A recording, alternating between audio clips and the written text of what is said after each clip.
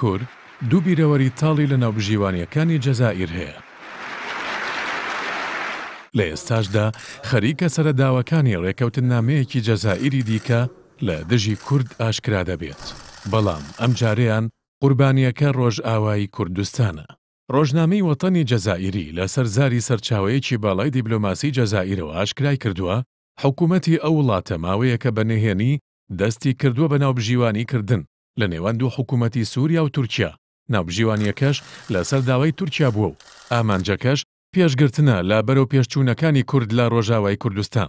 بەپێی هەواڵەکە حکوومەتی جەزائیر لە ڕێگەی باڵیۆزخانەکانی لە دیمەشق و ئەنکەرەوە پردێکی پەیوەندی دروست کردووە لە نێوان سووریا و تورکیادا و سەرباری گرژیەکانی نێوانیشیان حکوومەتی تورکیا ویستویەتی پەیوەندی بە حکوومەتەکەی بەشار ئەسەدەوە بکات بۆ تاوتوێکردن و گۆڕینەوەی بۆچوونەکانیان سەبارەت بە ڕۆژاوای کوردستان و هەوڵی کورد بۆ دروستکردنی یەکێتیەکی فیدراڵ لە باکووری سووریا.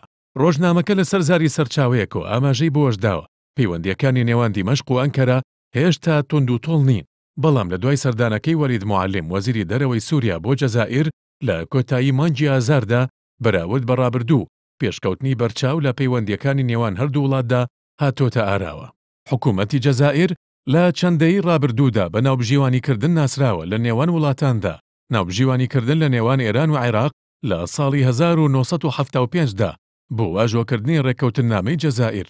هەروەها ناوبژیوانیکردن لە نێوان ئەمریکا و ئێران لە ساڵی 1980دا بۆ ئازادکردنی بارمتە ئەمریکیەکان لە ئێران دوو نمونەی سەرکەوتووی ناوبژیوانیەکانی حکوومەتی جەزائیر و لە ئێستاشدا جگە لە ناوبژیوانیکردنی نێوان سووریا و تورکیا سەرقاڵی ناوبژیوانیکردنیشە بۆ چارەسەرکردنی قەیرانی یەمەن. کورد تا ئێستا دووجار بووەتە قوربانی ناوبژیوانیەکانی جەزائیر.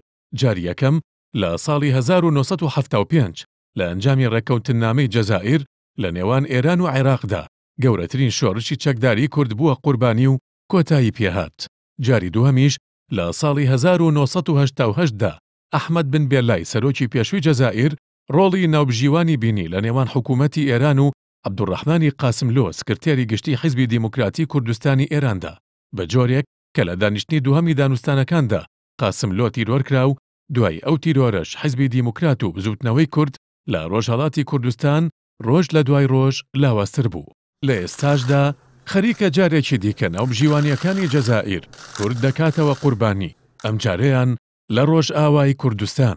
بەڵام پرسیارەکە ئەوەیە کورد سەرباری ئەوەی دووجار لە شوێنێکەوە بۆتە قوربانی ئایا ئەزموونی ئەوەی هەیە کە ڕێگری بکات لەوەی جارێکی دیکە نەبێتەوە قوربانی ڕێکەوتنامەیەکی دیکەی هاوشێوەی ڕێکەوتنامەی جەزائیر؟